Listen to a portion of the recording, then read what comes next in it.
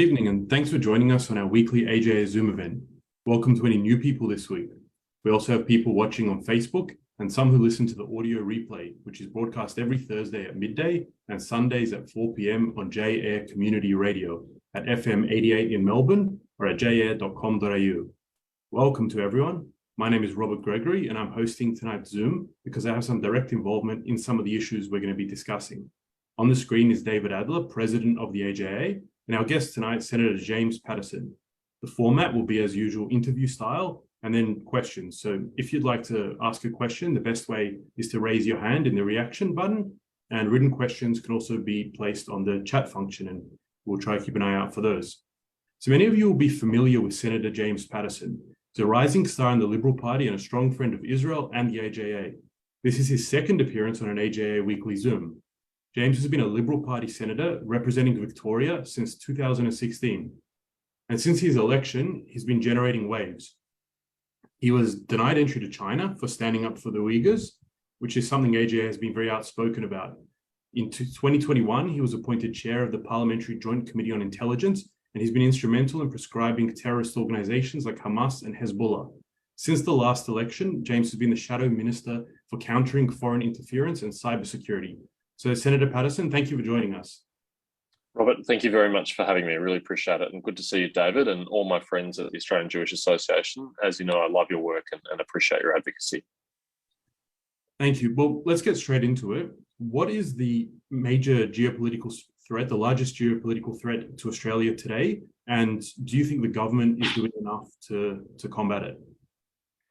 The short answer to that is the Chinese Communist Party and its ambitions for the world. And the long answer to that is that Sir Angus Houston, one of the expert reviewers doing the Defence Strategic Review and a former chief of the Defence Force, who's a very mild-mannered person and a very measured person, said at the press conference announcing the DSR that Australia is living in the most dangerous times in his lifetime. He's a man and he's well into his 70s, and that's a very significant statement for him to make, and unfortunately one that I share. China's a growing country and no one in Australia objects to that. In fact, we have all prospered very much from that. We've benefited greatly from China's growth. But unfortunately, with China's growth has come a real growth in its assertiveness and aggression to the region and to the world. And the Chinese Communist Party is a paranoid political organisation that is fearful of its own survival and thinks that it needs to remake the world order in order to make it safe for dictatorships like its own. And as part of that, it believes it needs to dominate not just its immediate borders and its immediate region, but at least the Indo-Pacific, if not the world. And it is teaming up with its friends and allies around the world, including Russia and Iran and North Korea, to try and make the world safe for autocracies. That will be terrible for a liberal democracy like Australia. We are very much threatened by a rising and assertive China, and particularly one that seeks to change the world order with its might and with its size, and is willing to threaten to use force, and I fear one day actually use force to do that in the case of the Taiwan Straits and potentially the East China Sea and the South China Sea as well.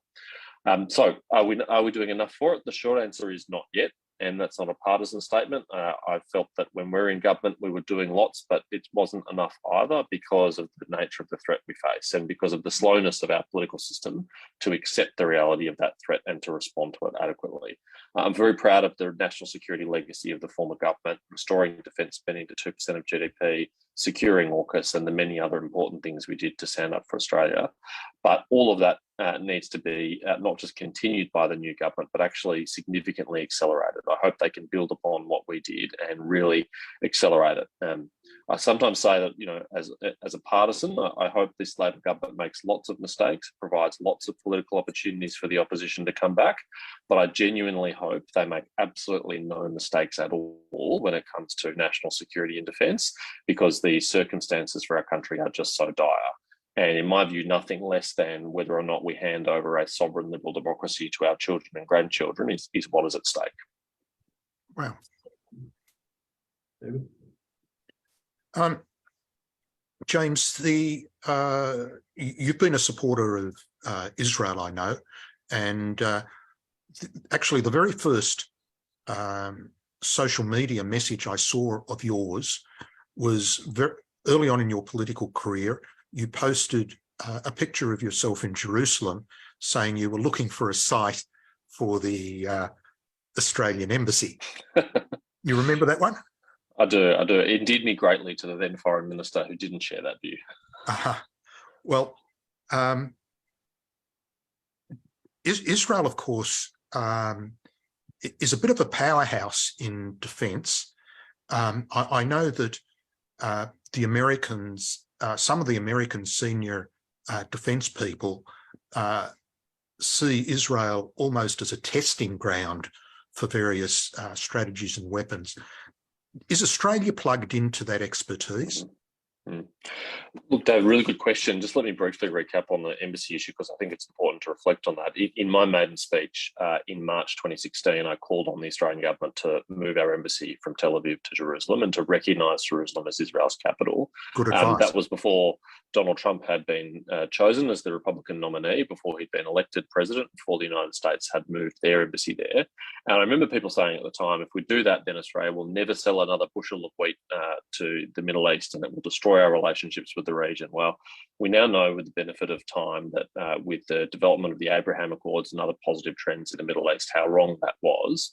And I'm greatly disappointed that the Morrison government's decision to recognise Jerusalem and to move for the first time a trade and defence office to Jerusalem, to establish that, a diplomatic presence in Jerusalem, has been and is being reversed by this Albanese government.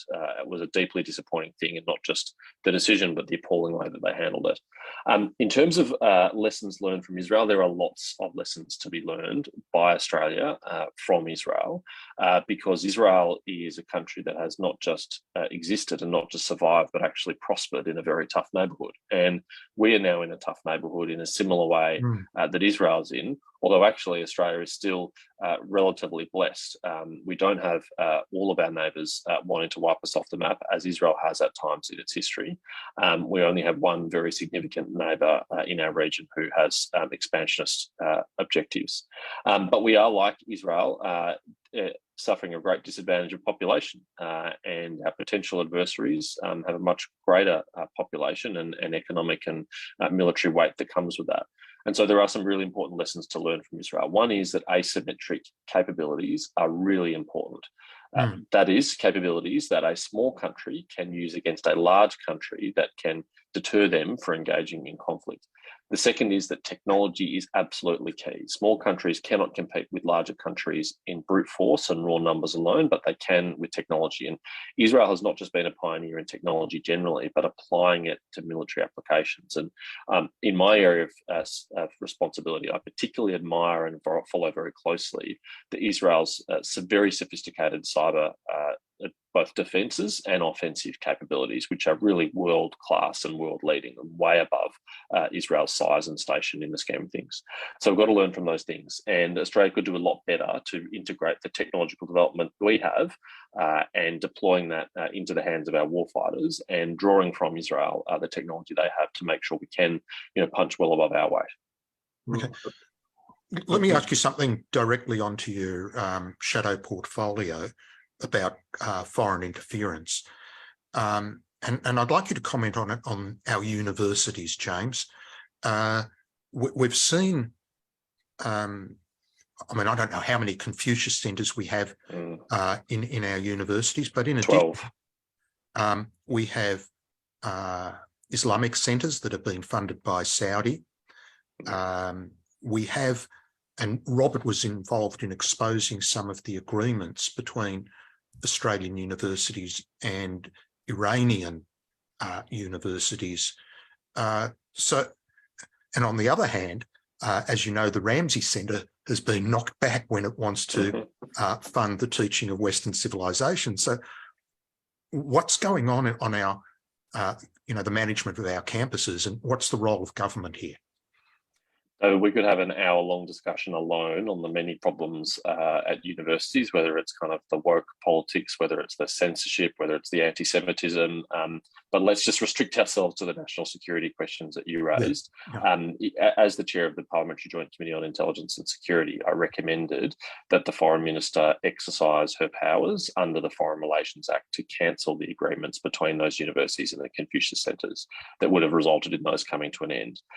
The government has recently responded to that report and said that while they've told universities they don't want to see any new Confucius centres established, they are not going to exercise their powers under the Act to cancel the existing Confucius institutes.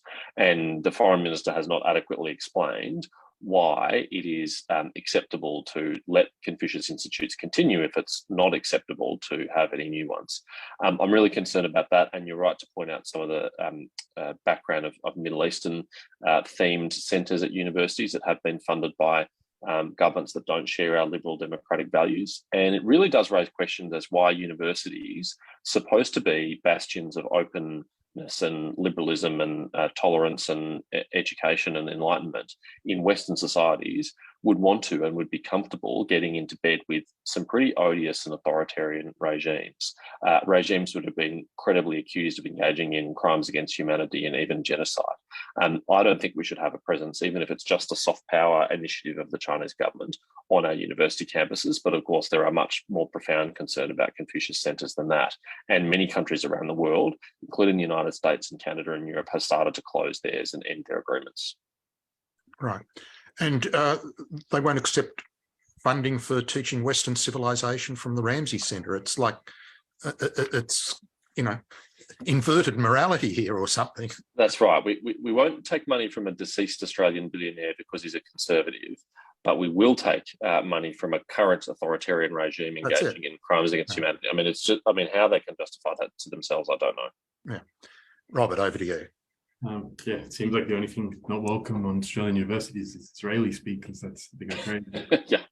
But in the intro, I mentioned your advocacy on behalf of the Uyghurs in China. AJ has been the most outspoken Jewish organization on that. We've had a lot of articles published recently in the Australian. David's spoken at their protests. We've had them guest speakers here, and also submissions to the government. But how would you assess Australia's response so far, and what else can we be doing for them? Yeah, Robert, I read your article in the Australian a couple of months ago, and I'm really grateful for the AJA's advocacy on that, and more broadly, the Jewish community's engagement in this issue, because there is no community that we should listen to more carefully when it comes to mass human rights atrocities than the Jewish community. We all said collectively, every one of us, after the Holocaust, never again. And we actually have to live up to that promise that we made to the world and make sure it doesn't happen again.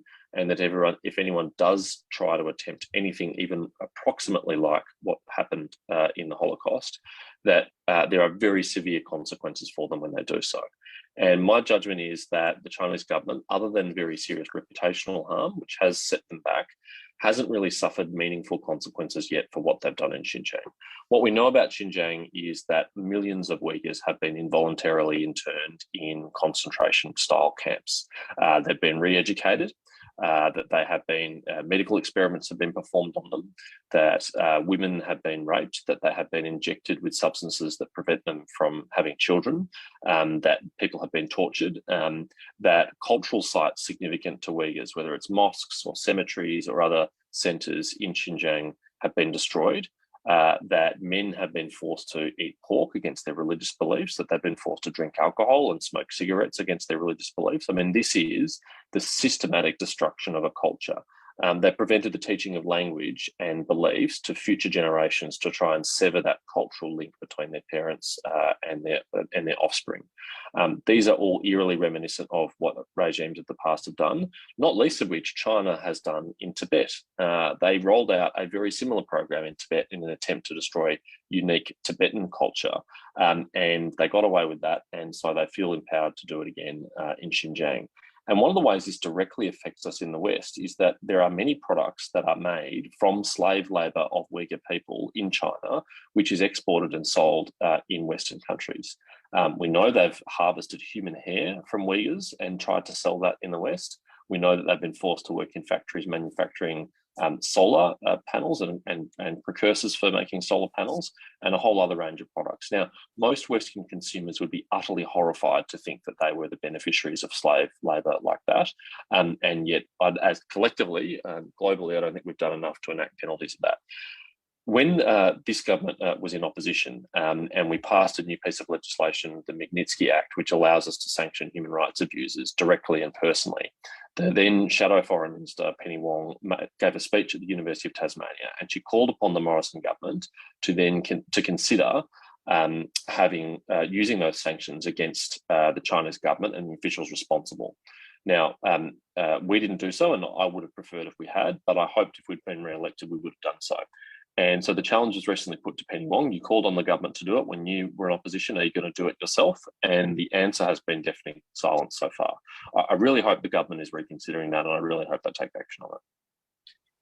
Yeah, thank you for your advocacy on that. And yeah, it seems like Penny Wong doesn't really listen to anything unless it's against Israel. But one thing we don't hear so much in the media these days is Islamist terrorism. It used to be a very big story.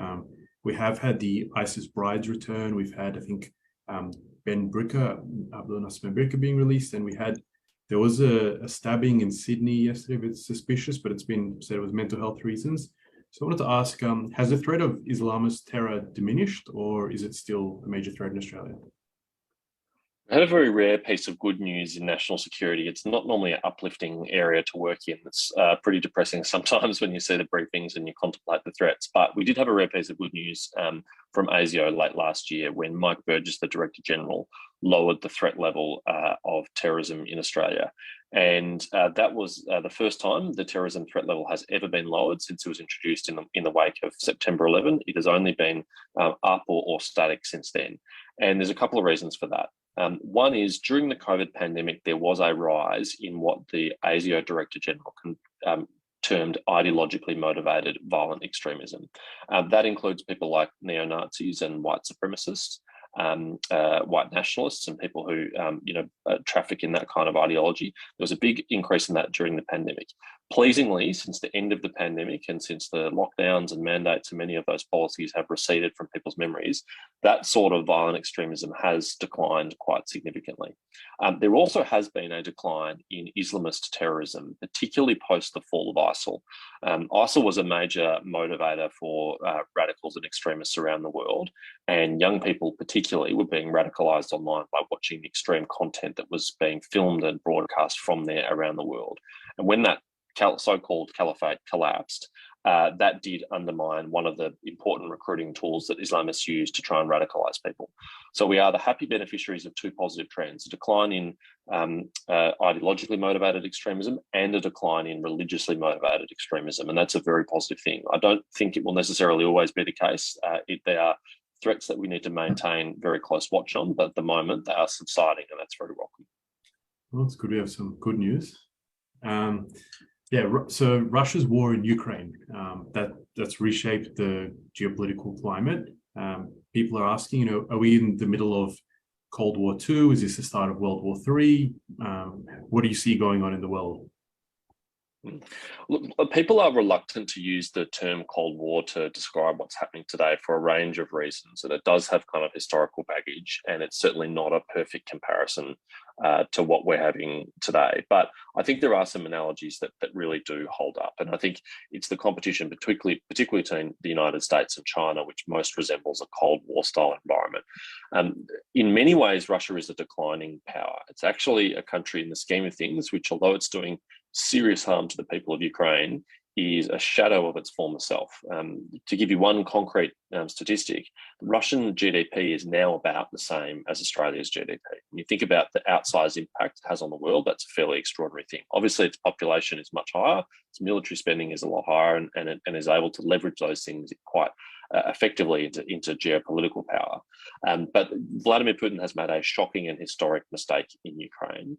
He has guaranteed that Ukrainians will always want to be free and never rejoin or be part of any kind of greater Russia or restored Soviet Union. He has woken NATO from its slumber and got the Europeans to take their own security much more seriously and invest in it much more seriously, and reinvigorated the alliance between the United States and Europe, which had been under pressure and under stress. And he's done enormous harm to his own military. Thousands of Russian military assets in terms of vehicles have been destroyed. Tens, if not hundreds of thousands of Russian citizens and soldiers have been wounded or killed. And the Russian economy has been severely damaged. We think it could be 500,000 or more Russians who have fled and gone overseas. And some of these people are very talented people who were, working in creative industries and technology and earning export income for Russia. That all that talent has now left. And his own position is under more stress and more strain than it has been for a very long time. So although it has been a terrible episode for the people of Ukraine, in some ways, it is positive that Russia has encountered such fierce resistance and suffered such serious losses, because I think it will temper both their and other authoritarian states like China's ambitions to subjugate their neighbours and others around them. Well, turning to Israel, the biggest geopolitical threat for them has long been Iran, and it seemed like the world was just letting Iran develop nuclear weapons. But now, with the protests in Iran and Iran's involvement in the war in Ukraine, it seems like the world is waking up a bit more to the threat from Iran. As David mentioned, AJ was the only Jewish organization that testified before the Senate, and one of the things we called for was prescribing the IRGC as a terrorist organization. And the report that came out upheld those submissions, called for it to be prescribed. The Albanese government hasn't done that. A lot of people are calling them the weakest link in the West when it comes to Iran. Is that accurate? And a related question, how big of a threat are Iranian operatives in Australia? Something that also came out in the committee. Yeah, look, thank you again for your engagement in this really important issue. And you're absolutely right, David, to mention the work of my friend and my colleague, Senator Claire Chandler, who's done an outstanding job in taking the fight up to the Iranian regime politically here in Australia and putting pressure on the Albanese government to do more. It is extremely concerning, a number of things. One, obviously, the repression of Iranian citizens at home peacefully protesting. That is abominable, and Iran should pay a very heavy price for that. Of course, we know that Iran has for a long time been a destabilising force in the Middle East, that it has been the largest state sponsor of terrorism in the Middle East, that its proxies, Hezbollah and Hamas and others, have done enormous harm to stability and peace of the world, and particularly to Israel and to Jewish citizens all around the world. And it is long past time that the Iranian regime face the real consequences for that malign conduct and malign behaviour. As you mentioned in the introduction earlier, David, one of my very proud achievements in the Senate is ensuring that both Hamas and Hezbollah are listed entirely as terrorist organisations. Previously, we only listed the military or terrorist wings and maintained this fiction that their political arms were not somehow implicated and involved and morally culpable for their terrorist activities. That changed on my watch as Intelligence Committee Chair and under the Morrison government. But I also strongly agree with your call and Claire Chandler's call to sanction and to list as a terrorist entity the Iranian Revolutionary Guard Corps. They are a terrorist organisation in all but name, and it is a time that we recognise that in our legal system and that there be appropriate legal sanctions for people who are involved in assisting their work. The government's argument is that as a state-affiliated entity that they can't be sanctioned. Well, if it's necessary to change our law to do that, then we will support that. That will pass through the parliament in 5 minutes if the government proposes it. No one would argue against that. And there should be consequences for them. To your question about activities of the IRGC in Australia, I am very concerned about this. There have been very credible reports from Iranian dissident communities in Australia that they have been surveilled, that they have been harassed, that they have been coerced, that violent threats have been made against them.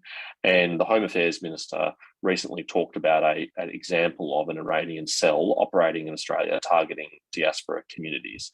That is utterly and totally unacceptable, and there must be very serious penalties for them for doing that. They are flouting our democracy and our sovereignty by thinking that they can behave that way in our country. Iranian Australians, just like any other Australian, have every right to protest what is a very odious regime. One thing that's been interesting is that how this issue is brought together. I saw even the Greens, even the Teals have been calling to prescribe the IGC, just not the government for some reason. So Very interesting. I completely agree with you. People who are not natural ideological bedfellows or allies of the coalition or perhaps the AJA have been quite good on this issue and have called out both the government and the IRGC. And I think it is puzzling that the government is unwilling to do that and that they've moved quite slowly on these issues. Really quite a lot of political pressure had to be put on them before they sanctioned anyone under the Magnitsky regime, even though many of our allies and partners had already done so. And many other countries that are aligned to our way of thinking, that are our formal allies in a treaty sense, have already sanctioned the IRGC or put restrictions on them, and we haven't. And it's not clear to me why we haven't. So, touching on something you mentioned before about moving the embassy and recognizing Jerusalem, some people have been critical of the Morrison government, including AJA, that they didn't go far enough in only recognizing West Jerusalem, and that perhaps by taking this half measure, it was easy to reverse, whereas, for example, Trump's recognition and moving the embassy to Jerusalem was not reversed. So what's your comment on that? And what's the current Liberal Party position on the status of Jerusalem? And in your opinion, does it go far enough? Well, my view is Jerusalem is Israel's capital, and it is not up to me to determine the exact boundaries of Jerusalem. That is a fact on the ground that'll be resolved by others. But Jerusalem is Israel's capital, and I don't feel the need to put a qualifier on that. And actually, no matter what Australia says or does, or what any other country says or does, Jerusalem is Israel's capital. We can't change that. And all we are doing at the moment under this government is participating in a ridiculous fiction that some other city, not of Israel's own choosing, where its parliament is not located, where its Supreme Court is not located, where its president's house is not located, is in fact its capital. And there's no other country in the world we insult in this way by telling them that we know what their capital city is and it's not the one they've chosen for themselves. There's no other country in the world that isn't able to choose its own capital city within its own boundaries. So we will reverse the government's decision if we are re-elected. We will recognise Jerusalem as Israel's capital. I would like to see the Defence and Trade Office that is there converted into a full and proper embassy, and I'd like to see a permanent Australian diplomatic presence there. I mean, the truth is, as all of you would know, Australian diplomats spend a lot of time in the car from Tel Aviv to Jerusalem to engage in all their meetings with Israeli counterparts, because that's where the government of Israel is headquartered, and it is absurd that we don't recognise that appropriately. So as we mentioned, you did amazing work along with the panel in having Hamas and Hezbollah, the entirety of those terrorist organizations listed as such. Some other organizations that have come up from time to time, for example, Hizb ut-Tahrir, do you have any comments about whether they should be? And as well, we've had some communication with foreign governments about the Houthis, this group's calling that they should be listed. What are your thoughts? Yeah, there are a number of groups out there in the community who are quite sophisticated in understanding how our terrorism laws work, and they operate just below the legal thresholds required to be prescribed as a terrorist organisation and dance around that line but don't cross it to avoid the consequences of it. And Hizb ut-Tahrir is one of those organisations. There are very clear legal criteria that you have to meet in order to be qualified as a terrorist organisation. And while they're an organisation which I think is offensive and engages in appalling rhetoric, it doesn't meet the current legal definition of terrorism because they know to stay below that threshold and below that line. And in fact, we see similar behaviour from some neo-Nazi groups in Australia, like the National Socialist Network, that engage in appalling conduct and behaviour, but deliberately keep their behaviour just below that threshold to avoid those consequences. There is an open question as to whether, if that's the case, if people are evading the law and avoiding compliance with the law, whether or not the law should be changed to widen the net, capture more conduct. I'm open-minded about that. There are very serious consequences for being listed as a terrorist organisation, particularly if you're domestically here in Australia. It is a crime to associate with a terrorist organisation and to aid or assist it in any way. So very serious consequences would flow from that. We have to think carefully through those things, but these groups should not be entertained or sanctified in any way. They are appalling. Okay, good. David? No, do you want to go to questions, or have you got another one, Robert? We'll just ask one more and then we'll go to some audience questions. Go for it. So Jim Molan, who sadly passed away recently, was a good friend of AJA, and he was very publicly advocating being prepared for what might happen with China. Do you think Australians are awake to the danger of a war with China, or do you think most people are a bit unaware of what's going on? I think we've come a long way in the last 5 years. When I first set out on this journey in early 2017 and first threatened to cross the floor against the Turnbull government, who wanted to ratify an extradition treaty with China, which I thought was offensive and very unwise. At that point, the Lowy Institute polling showed that that was the peak of Australian public approval of China. And in fact, public approval of China was only a few points behind America, and public approval of Xi Jinping was only a few points below that of US President Barack Obama. It was only 2 years after we'd secured our free trade agreement. And many thought that the economic relationship was so profound and so positive and so important that everything else in the relationship should take a back seat to that, the human rights and national security concerns.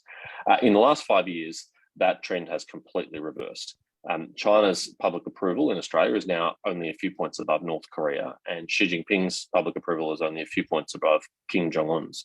So there has been a sea change in attitudes in Australia towards China, and I think that's a welcome and sensible thing, because Australians are recognising China for how they are, not for how we imagined they would be. We were innocent and naive about the realities of the Chinese government and the Chinese Communist Party, but we have learned about Hong Kong and Xinjiang and Tibet and the South China Sea in a much richer way in the last few years, and that's shifted public opinion. Having said that, I think Jim is right to try and warn Australians about these dangers, and I think his book, which he completed while he was undergoing chemotherapy, which is a fairly amazing thing, he was an amazing person, is a really important book for Australians to read and understand, because it really sets out what the implications would be if China initiated war over the Taiwan Strait and tried to annex Taiwan. Australia is not interested in initiating war with anyone, much less China, but we may be forced to respond to them if they initiate war against others.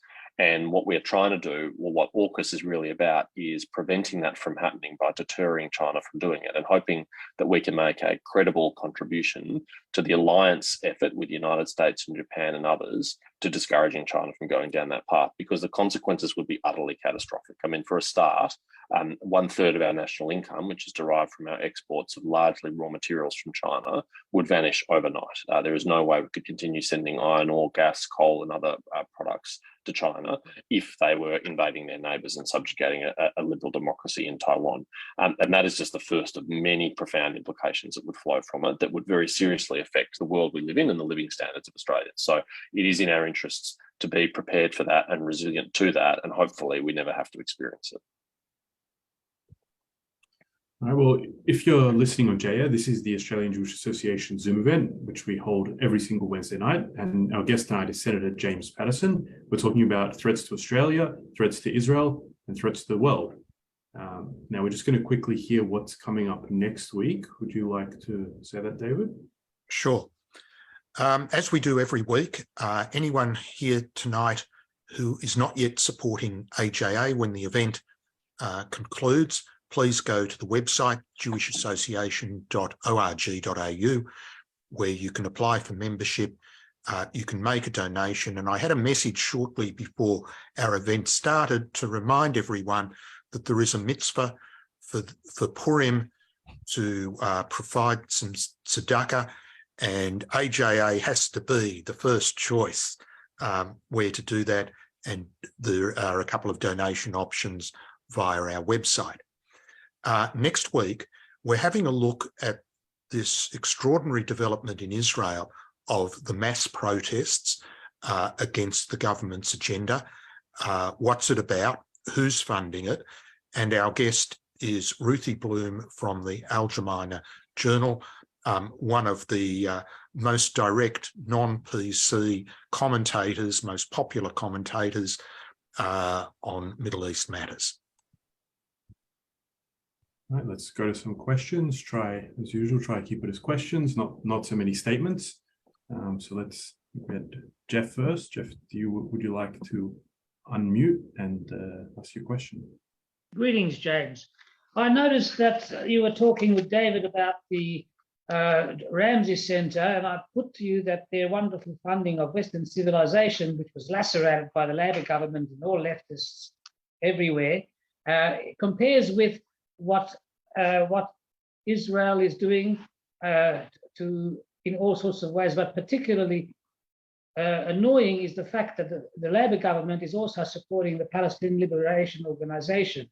And I wonder, where is the morality in a government purporting to be righteous, in which they lacerate the only decent university organization that's clearly funded Western civilization, compared with de facto supporting terrorism?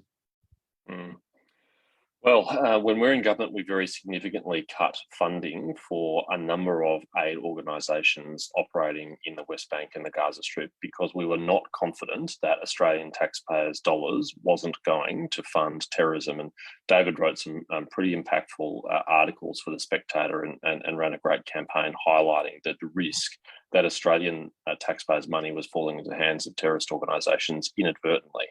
Unfortunately, those cuts have been reversed, and that funding has been restored in full, including to UNRWA, and we know the way in which UNRWA funding has been misused in the past, at the very least on extremist material that vilifies Jewish people, let alone the other risks in the way in which they unintentionally or deliberately fund and subsidise terrorist activities.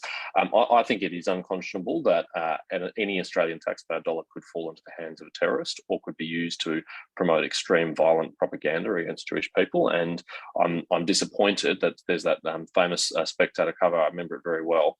I'm disappointed that the government has done that. Unfortunately, I think we're in for a rocky couple of years with this government on Israel. The Labor Party has a stated policy of recognising a Palestinian state, and that necessarily now involves recognising the Hamas regime in Gaza as part of that state, a listed terrorist entity under Australian law. So I really hope the government changes course on that. I think it would be very unwise. Next question from Anthony. Get to unmute.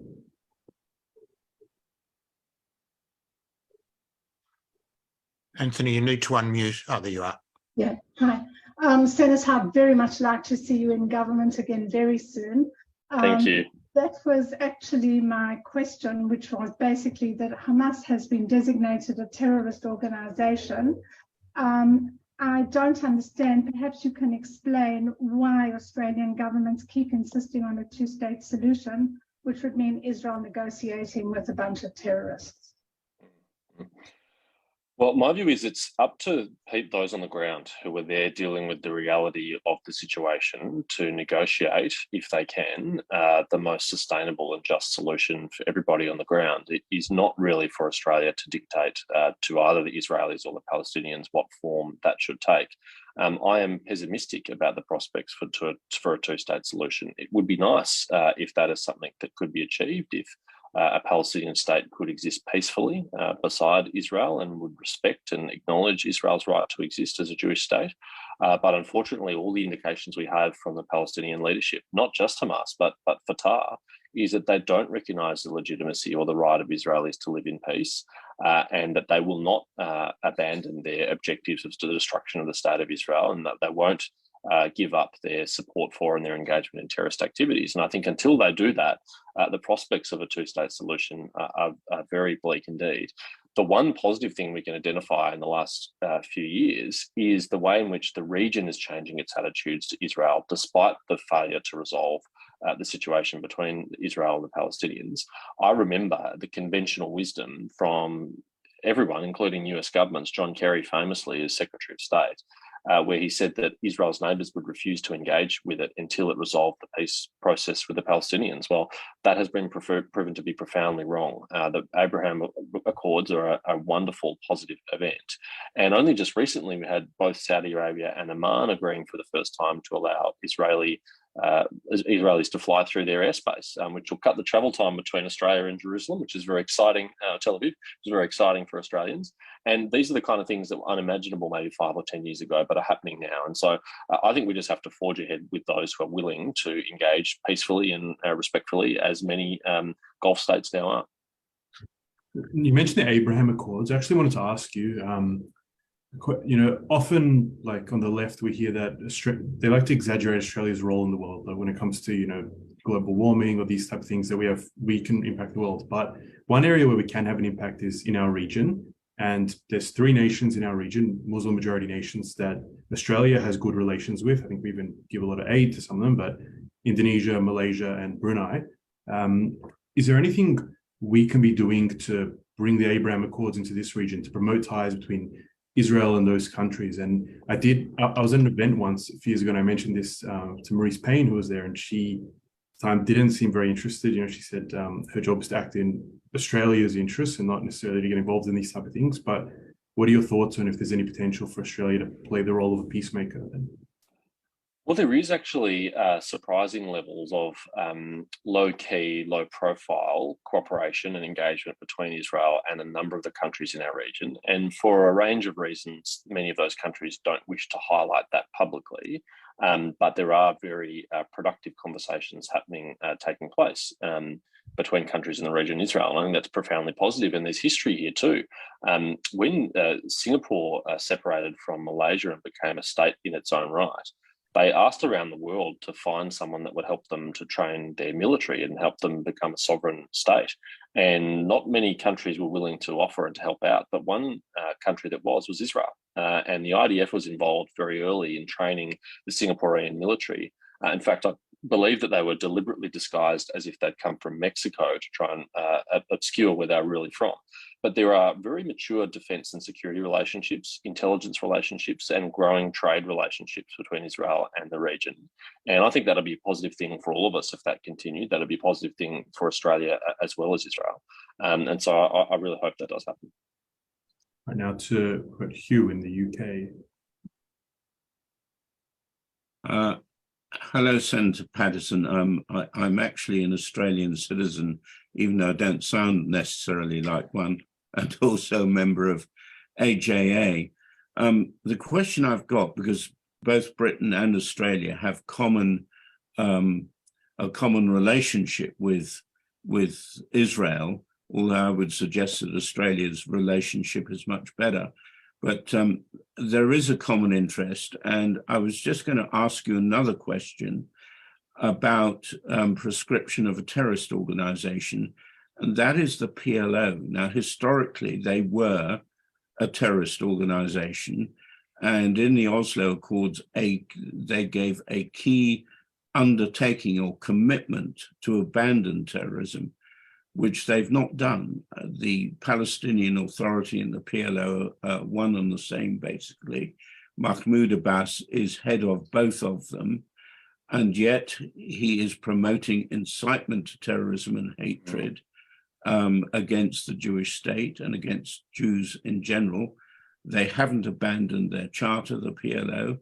They still aim for the elimination of the Jewish state. What do you think should happen about that? Should the PLO be proscribed as a terrorist organization, which effectively it is? That's a really good question, Hugh. I haven't studied that question before, and I haven't been briefed on it, but you do make a compelling case. The criteria for listing as a terrorist organisation in Australia involves a couple of different components. Included among those is advocacy of acts of terrorism and financing of acts of terrorism. And I think you could make a pretty good case that the practice of subsidising families of terrorists after they are killed or captured is in effect financing terrorism, even if you weren't able to prove a direct link in directly financing terrorist activities, although maybe you could. And certainly the language coming out of the PLO and its leadership for many years has been extremely violent and advocated terrorism against Israelis. So that probably is something that should be considered. Thank you. I need to jump in here because we have been down this track, and let me see if I can bring up. Yeah, you should have on your screen now the summary paragraph of a 10-page opinion we got from former Director of Public Prosecutions of Victoria, Jeremy Rapke. Well, he was then QC, and I'll just read it because we put to him the exact argument that Hugh Kitson just made. And his conclusion was it is strongly arguable that such payments, talking about the Pay for Slay program, incentivise, reward and glorify terrorism when coupled with the public praising of and recognition given to terrorists from a purely evidentiary perspective. Such conduct conduct strengthens the conclusion that the PA intends to encourage terrorism. The conclusion that the PA is a terrorist organisation by reason of it fostering of the doing of a terrorist acts seems almost inevitable. Very unusual for such a senior legal figure to give such clarity. So we have one of the leading legal practitioners who's had the most experience in prosecuting terrorist cases give us that opinion. I have presented it to a number of people in Parliament. If you ever see an opportunity for the matter to be raised again, James, we're very happy to do it. Thanks, David. That's a really great initiative to have that, what looks like very robust legal advice. It would potentially run into the same issue as the IRGC, but that's just another reason to fix that issue on state prohibition. Okay. We've got two more questions. I can see someone, Mimi, if you will unmute, because I think I know who that is. Hi, good evening. I'm Neil. Neil, I've got to let Senator Paterson know that Neil is an extraordinary person. He's a Syrian refugee who's come to Australia from Iraq. We could do a whole session. We have done a whole session on Neil. He was in the administration of the Syrian Air Force. He was taught anti-Semitism. He was taught evil of Israel. And having made his way to the West, he's done a 180-degree turn when he's had access to information. So we certainly would welcome your question or comment, Neil. Yeah, thank you. Thanks, David. Good evening, James. Just a quick two questions, or it's not questions, it's 2 points. I want to hear it from you, please. First one, James, let me be honest with you. I am a simple man. I'm just came to Australia before 6 years as a refugee, as David said, from Syria. I'm a Christian. I'm not a member of AJA, but I am a deep friend because I trust what they say. I love what they are doing, and I love their values.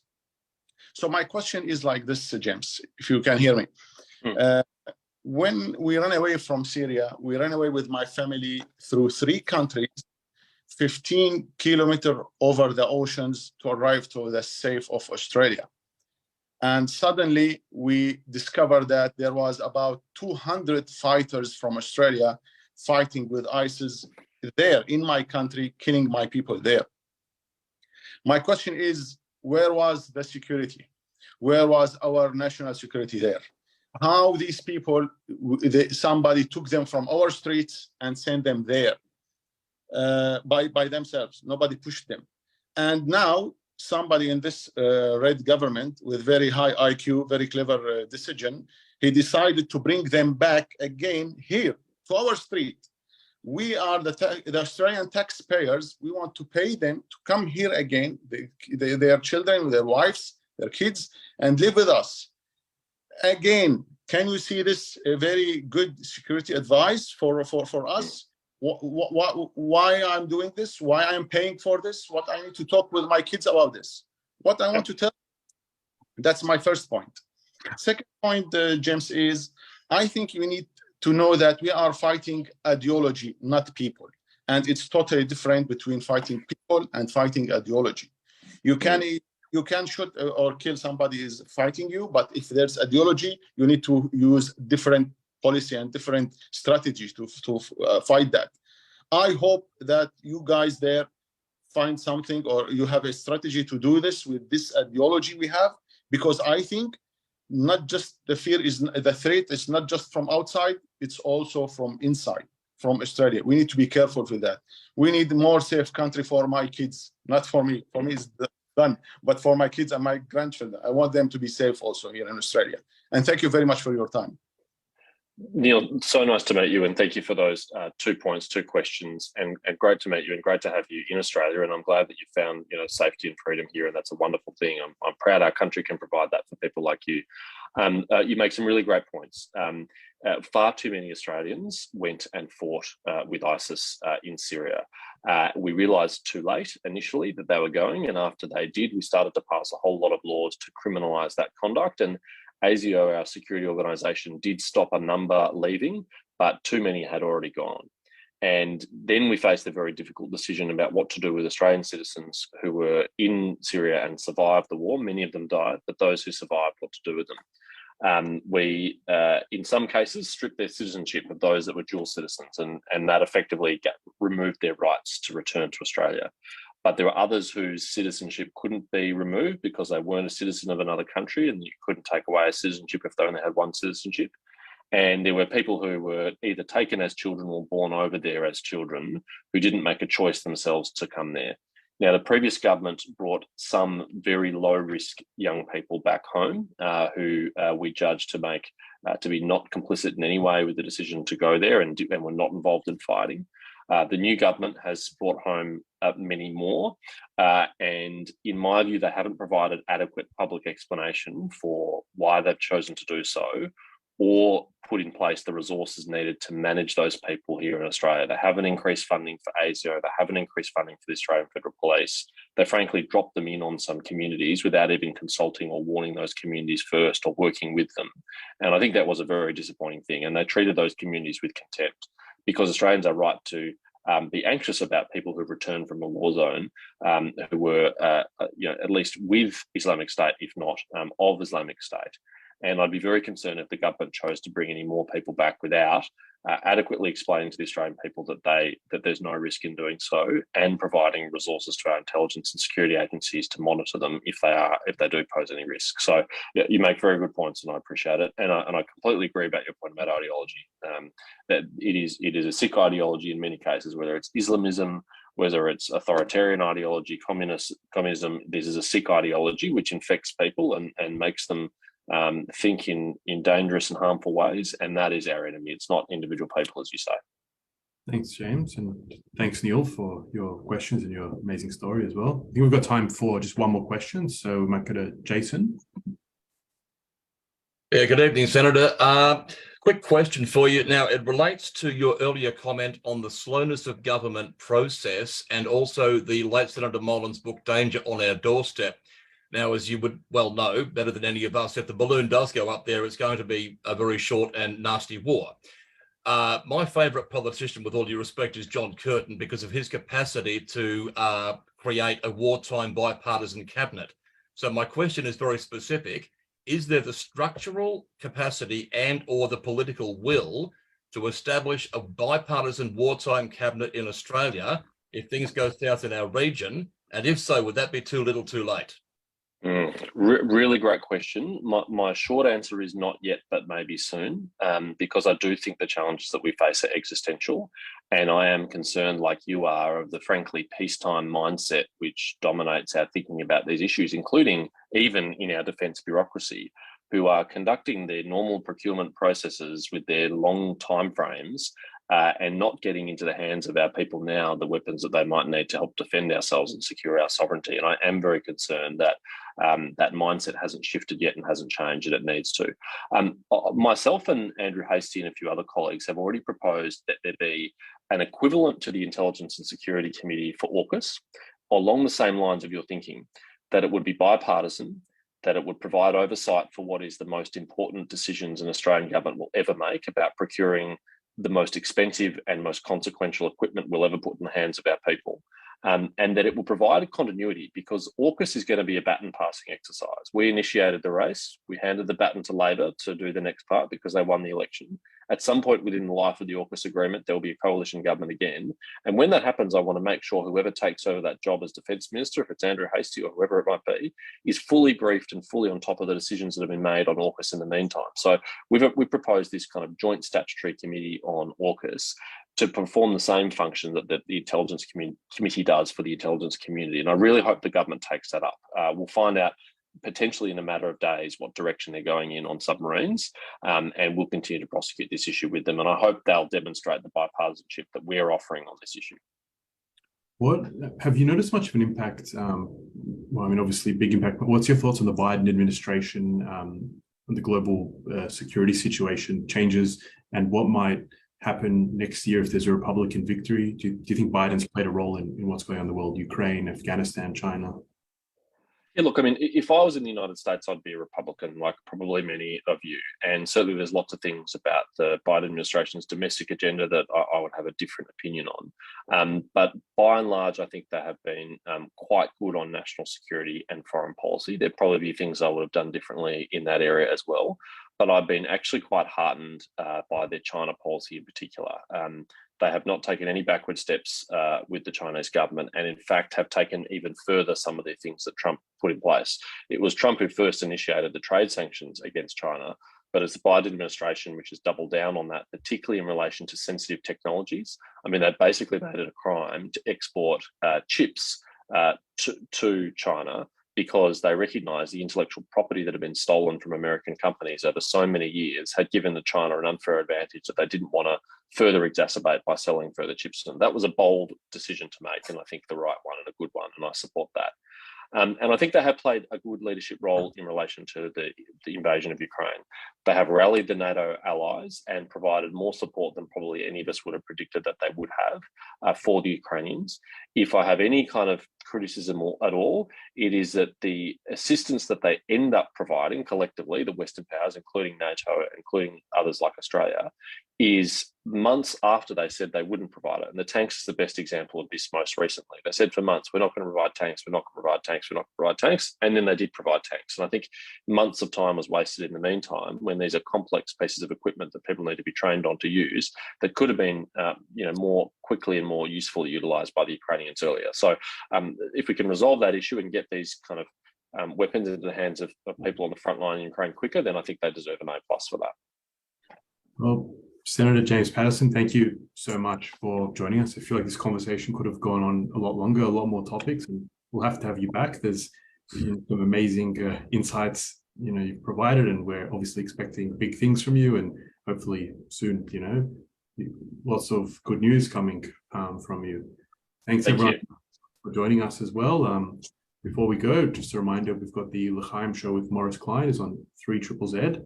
And don't forget, you can keep up with AJA, our Facebook page, our email list, all the social media. We're on Instagram, Twitter, LinkedIn, everything. But for now, wishing you all a good night. I look forward to seeing you next week, where we've got Ruthie Bloom, who'll be talking about the leftist protests in Israel and what's really going on, providing some perspective. Thanks again, Senator. Thank you, everyone. Thanks, everyone.